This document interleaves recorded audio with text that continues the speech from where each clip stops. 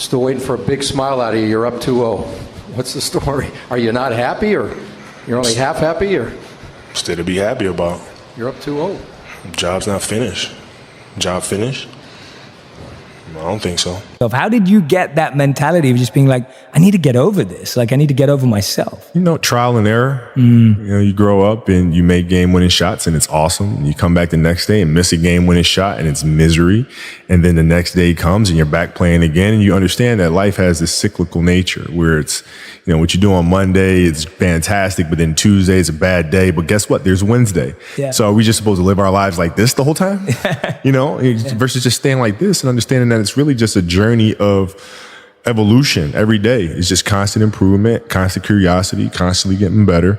The results don't really matter. It's the figuring out that matters. Yeah. You know, it's just a matter of what's important to you. And what's important to you. For whatever reason, you know, I felt like I didn't feel good about myself if I wasn't doing everything I could to be the best version of myself. If I felt like I left anything on the table, it would eat away at me. I wouldn't be able to look myself in the mirror. Right? So the reason why I can retire now and be completely comfortable about it, because I know that I've done everything I could to be the best basketball player I could be. And we're not on this stage just because of talent or ability. We're up here because of 4 a.m. We're up here because of 2-a-days or 5-a-days. We're up here because we had a dream and let nothing stand in our way.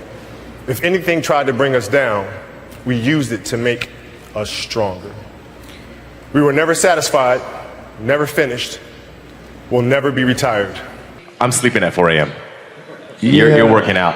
So talk about that. Okay, so if your job is to try to be the best basketball player you can be, right? To do that, you have to practice, you have to train, right? You want to train as much as you can, as often as you can. So if you get up at 10 in the morning, train at 11, right? 12, say 12, train at 12, train for 2 hours, 12 to 2.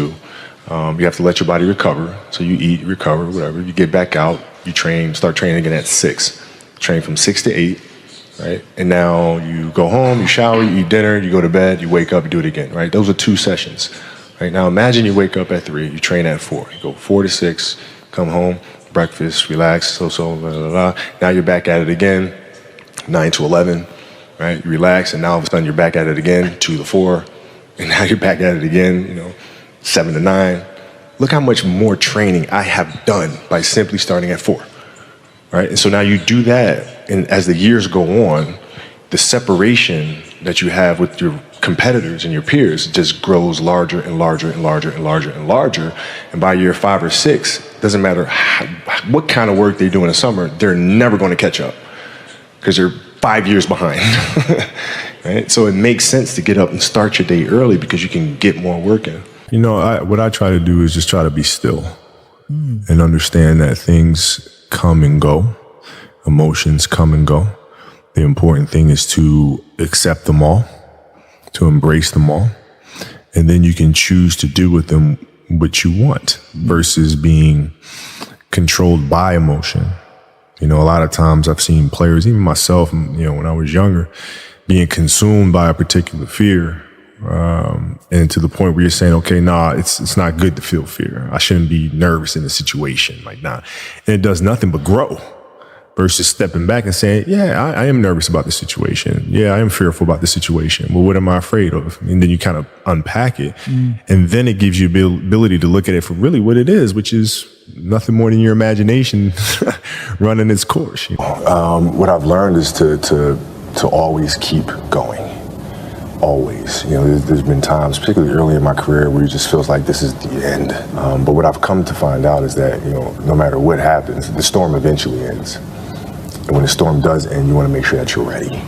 And so I've really learned to put one foot in front of the other, good, bad, or indifferent, because eventually that storm passes. Especially right now in the world, we go to the wishful thinking side. Yeah. Like you have the positive vision and you're like, oh, this is how it's going to turn out. Right. And then you ignore the bad stuff. Yeah. Or you ignore the kind of like the potholes or the loopholes because you're just like, oh no, I don't want to focus on the negativity. Yeah. But actually what you're saying is if you're aware of it, of those known unknowns, then you can actually break them down yourself. Well, yeah, it's just like the same thing for any great movie. You know, you have to have the antagonist. Yes. You know, a strong villainous character will really drive the narrative along. If you don't have that, you have nothing from which your hero has to bounce off of. You know, that villain could be, you know, maleficent. It could be something inside of you. It could be whatever, but you have to have that clear antagonist that's driving the narrative forward. And so in this sense, it's the same thing. You pick apart the negative, and from that, you can then move forward. Absolutely. My high school English teacher, Mr. Fisk, I actually paid attention one time in class. And he said, he had this beautiful quote, and it read, "Rest at the end, not in the middle." And I took that to heart. I believe there's time for resting at the end, but for me, that time is not now. The lesson I cherish the most is how important it is to love what you do. If you love what you do and it's making you happy, all the hard work and perseverance will pay off. When you know you're truly giving it your all, there is no greater feeling in the world. I once had a guidance counselor tell me that I shouldn't play basketball, that it would never amount to anything for me. And you know what? Much to your surprise, I took that counselor's advice. I took it and I used it to be the best basketball player I could be. His negativity towards me made me stronger. You can't stop people from trying to limit your dreams, but you can stop it from becoming a reality.